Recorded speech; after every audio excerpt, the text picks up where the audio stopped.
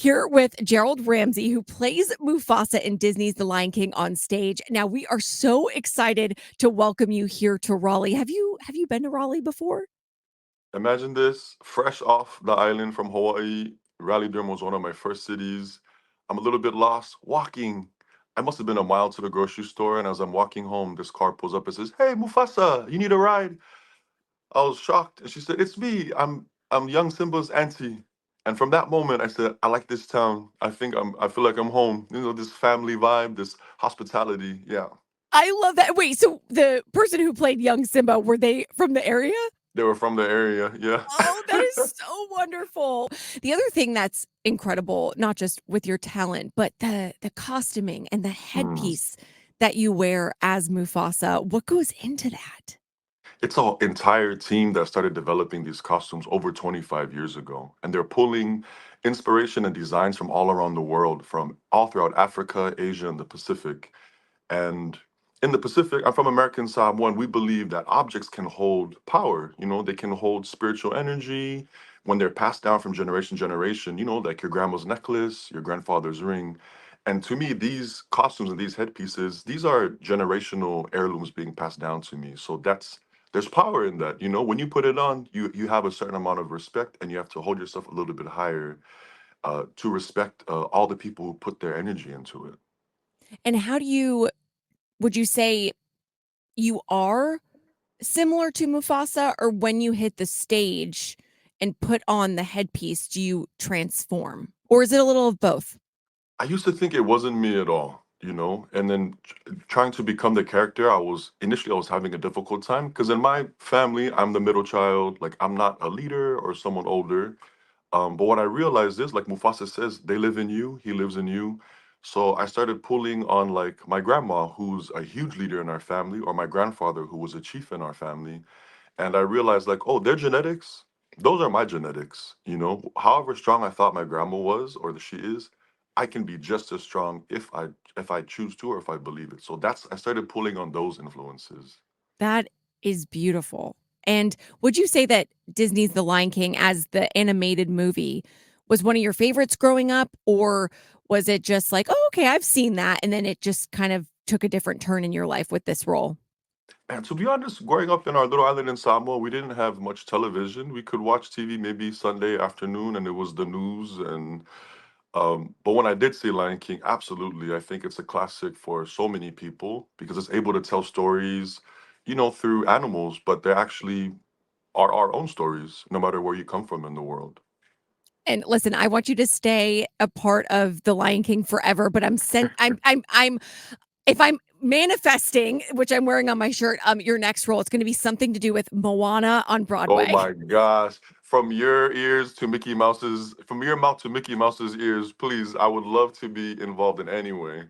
I feel that so much. And one of the last questions I want to ask you is, a lot of kids, this is probably going to be their first Broadway show that they ever see because they can relate to the movie and then seeing this live. So, what is it like being their first Mufasa? What an honor. And it's not just kids, it's also adults. There's so many people who have never seen a Broadway show. And the magic of touring is we're bringing a Broadway show to your town, to you. You don't have to travel to New York to see it. And it was one of my first shows that I ever seen in Hawaii. And for many people, um, I think one of the things that I think Lion King also approaches is how our presence here on this earth is temporary.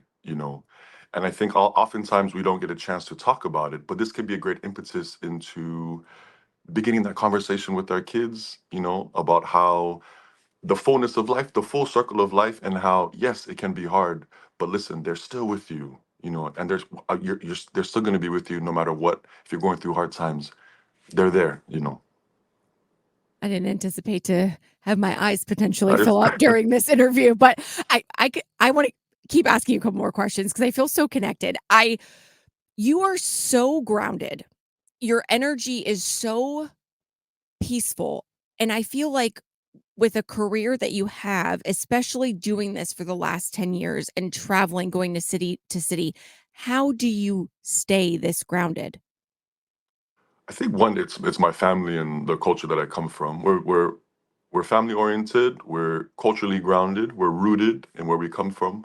But when you take someone away from their family like on tour or take them away from their land, there is a tendency to feel a little bit lost. And what I've had to learn is to be open to receiving the love and the positivity from everyone who's come out to the show, from coast to coast, from Canada to Mexico, and all across the United States. When I come to this stage door and people say that they're moved or what the show meant to them, there's a tendency for us to be like, no, no, no, no, no. I can list the ways why my performance was off pitch or my voice cracked or I was standing in the wrong spot. But allowing people to, you know what, you had your experience and that's your truth, and I'm going to receive that positivity. And I think that all that love that has been shown is really what has kept me going.